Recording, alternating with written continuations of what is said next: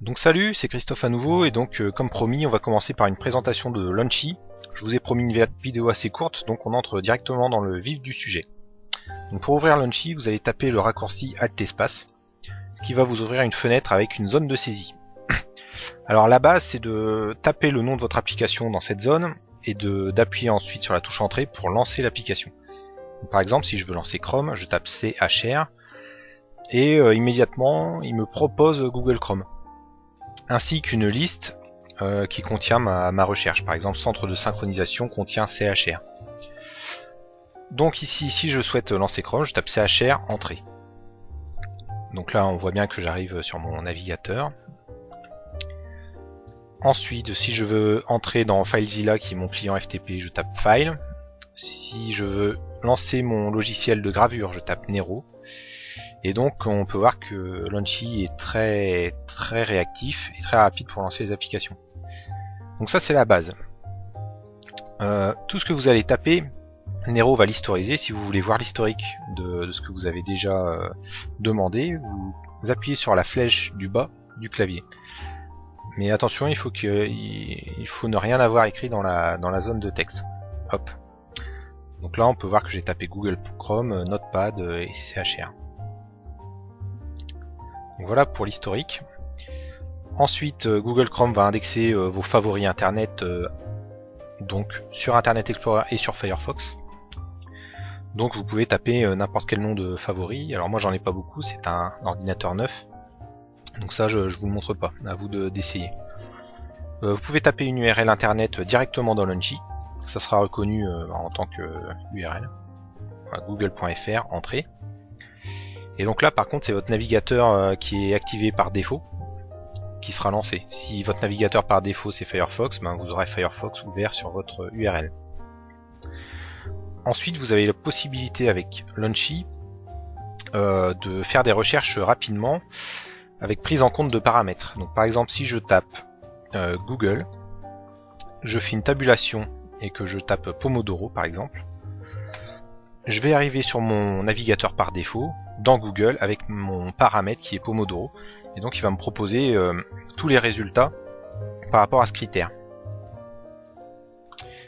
Donc Launchy reconnaît les sites suivants. Alors pour aller dans les paramètres de Launchy vous avez la petite roue crantée ici, et dans l'onglet plugin vous avez la liste des plugins, et le plugin Webi est celui qui vous permet de lancer ces fameux sites internet avec paramètres. Donc Launchy par défaut reconnaît Bing, Weather, Yahoo, IMDb, Netflix, MSDN, Twitter. Alors j'en ai rajouté un petit peu, alors YouTube, Maps, etc. Donc tout ça c'est des choses que vous pouvez taper dans Webi avec un paramètre. On va refaire un test avec Wikipédia. Wiki, tabulation, Pomodoro. Et donc là j'arrive dans Wikipédia avec tous les articles qui ont un rapport avec la méthode Pomodoro par exemple. Donc voilà ce qu'on peut faire avec le plugin Webi dans Launchy. Vous avez aussi les commandes Windows. Donc vous pouvez paramétrer ce qu'on appelle un alias qui va lancer une application, et cet alias vous pouvez lui passer aussi des paramètres. Donc dans Launchy les paramètres c'est toujours la touche tabulation après le nom de votre application. Par défaut, Launchy ne référence que la commande CMD qui permet pour les développeurs ou les administrateurs réseau de faire pas mal de choses dans la fenêtre DOS. Donc par exemple si je tape CMD et que je tape ping par exemple, pour vérifier si mon adresse IP peut être accessible. Alors bien sûr j'ai mis une adresse IP fictive. Donc voilà, vous pouvez passer des paramètres à des applications grâce à Launchy. Ensuite vous avez un plugin qui va référencer tous les panneaux Windows. Donc c'est par exemple le gestionnaire de tâches, le task scheduler, la gestion des utilisateurs, compte d'utilisateur, les outils d'administration. Donc tout ça c'est assez pratique d'y accéder rapidement. Alors surtout pour les développeurs par exemple. Voilà. Alors des petits raccourcis ont été ajoutés sur Launchy pour pouvoir rebooter rapidement votre ordinateur. Alors si vous tapez reboot par exemple, vous avez le système reboot. vous pouvez l'éteindre, le shutdown. Donc voici ce que vous pouvez faire. Et enfin, pardon, Lunchy vous permet de réaliser des petits calculs rapides. Donc si je fais 8 plus 9 plus 4 plus 2 divisé par 3, alors c'est x 4. Bon, j'ai pas de bol, il a pas compris là. Voilà, donc là j'ai 12, 21, 7 x 9. Voilà, j'avais dû appuyer sur la flèche sans le faire exprès. Donc vous avez le résultat dans la partie haute de Lunchy. Donc voilà, on peut voir que Lunchy c'est vraiment très rapide pour lancer toutes ces applications. Hein.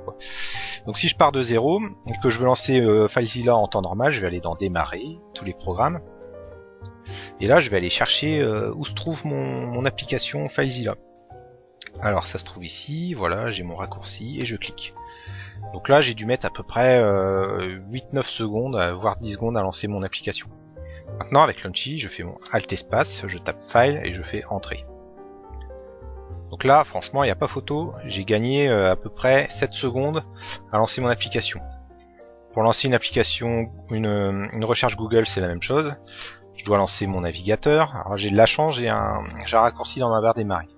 Si c'est pas le cas, je dois encore passer dans Démarrer, tous les programmes, et aller trouver mon raccourci Internet Explorer qui est ici. Donc tout ça, ça prend du temps. Après, je vais arriver seulement sur ma page par défaut qui est Google, et je vais devoir taper ma recherche. Alors sachant que là, en plus, j'ai pas de bol parce que j'ai affiché mon profil personnalisé Google qui prend beaucoup plus de temps à charger. Et donc, coût de l'opération, là, ça fait à peu près 15 secondes que je passe à essayer de chercher mon Pomodoro. Alors, avec Lunchy, je lance Google, Pomodoro, entrée. Voilà, ça m'a pris 3 secondes. Donc, très honnêtement, il faut pas se poser la question, ça c'est vraiment utile. Et ça vaut le coup de se pencher un petit peu sur le programme et changer un petit peu ses habitudes. Donc voilà comment on utilise Pomodoro. Alors j'ai été assez vite, j'espère que j'ai été assez clair. Et donc maintenant je vais vous montrer comment paramétrer dans la prochaine vidéo Lunchy. Voilà, à tout de suite.